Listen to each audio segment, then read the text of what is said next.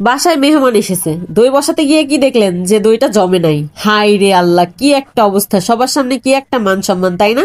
না না না, কোনো মান সম্মান হবে না। আমি আছি না, আপনাদেরকে দেখিয়ে দিচ্ছি যে কিভাবে দই যদি প্রথমবারে না জমে সেই দুধটা দিয়েই আপনি কিভাবে সুন্দর এরকম পারফেক্ট দই বানিয়ে নিতে পারবেন।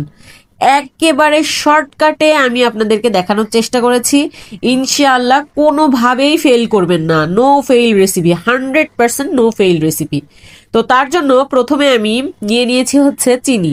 1 কাপ পরিমাণে চিনি আমি এখানে দিয়ে দিয়েছি। এটাকে আমি ক্যারামেল বানিয়ে নিব। আর ক্যারামেলটা এই পর্যায়ে আসলে কিন্তু দুধটা দিয়ে দিতে হবে। বেশি যদি ডার্ক হয়ে যায় তাহলে কিন্তু পুড়ে যাবে, তখন কিন্তু দইটা তিতো লাগবে। তো এখানে আমি পুরো 1 কেজি দুধ নিয়েছি। আমি 1 কেজি দুধেরই আজকে দই বানাবো। তো সেটাই আমি আপনাদেরকে ঠিকঠাকভাবে পরিমাণটা বুঝিয়ে দিচ্ছি। আর যদি মনে রাখতে না পারেন তাহলে অবশ্যই ভিডিওটা শেয়ার করে রাখবেন, যেন পরবর্তীতে দেখে দেখে বানাতে পারেন ইনশাল্লাহ, তাহলে কোনো রকম ভুলই হবে না। তো তারপরে এখানে আমি দিয়ে দিচ্ছি 2 টেবিল চামচ পরিমাণে, একটু উঁচু উঁচু করে দিয়ে দিয়েছি, দেখে নিশ্চয়ই বুঝেছেন। তো দিয়ে দিয়েছি হচ্ছে গুঁড়া দুধ। গুঁড়া দুধটা দিয়ে খুব ভালো করে মিশিয়ে নিচ্ছি। দেওয়ার পর পরে চেষ্টা করবেন নেড়ে দেওয়ার।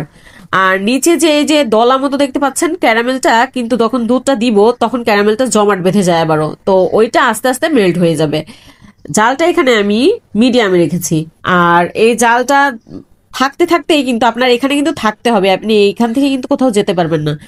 কারণ বলকের সাথে দুধটা যদি পড়ে যায়, উপরের দুধটা পড়ে গেলে এটা কিন্তু অত মজা লাগে না, একটু দুধ পড়ে যাওয়া যাবে না।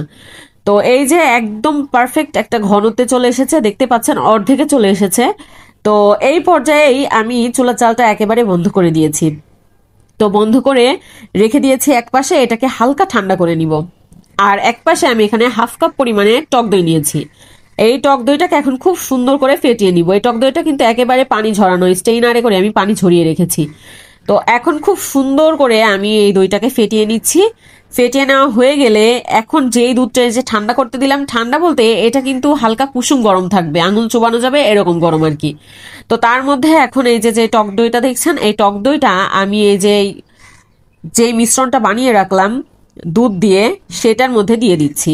দেওয়ার পরে খুব ভালো করে দুধের সাথে এই টক দইটা আমি মিশিয়ে নিব।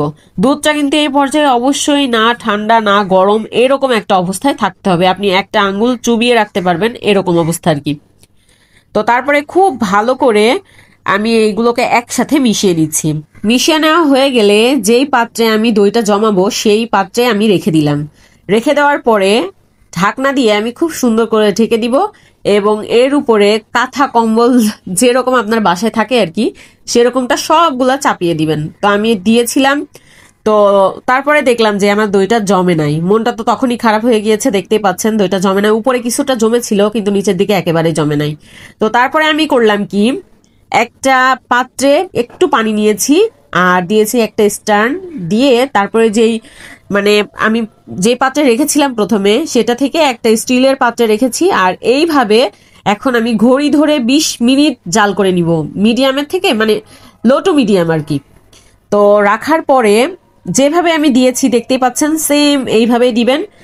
আলহামদুলিল্লাহ এত সুন্দর জমেছিল, মানে আমার হাজবেন্ড খেয়ে বলেছিল যে আমার হাতের বেস্ট দই নাকি এটা হয়েছে। তো দেখেই বুঝতে পারছেন আমি একটু নাড়া দিয়ে দেখিয়েছি। তো ঠান্ডা হয়ে যাওয়ার পরে ফ্রিজে রাখার ভাগ্য হয় নাই, মানে ফ্রিজে রাখার আগেই ঠান্ডা হতে হতেই বাসার সবাই খেয়ে শেষ করে ফেলেছে। তো আপনারা একটু ফ্রিজে রাখবেন, 1 ঘন্টার মতো ফ্রিজে, নর্মাল ফ্রিজে রেখে তারপরে কাটবেন, কেটে খাবেন, আরো বেশি ভালো লাগবে। এখন দইটা দেখে নিশ্চয়ই বুঝতে পারছেন যে কতটা পারফেক্ট হয়েছে। আলাদাভাবে আমার বলার কিচ্ছু নাই।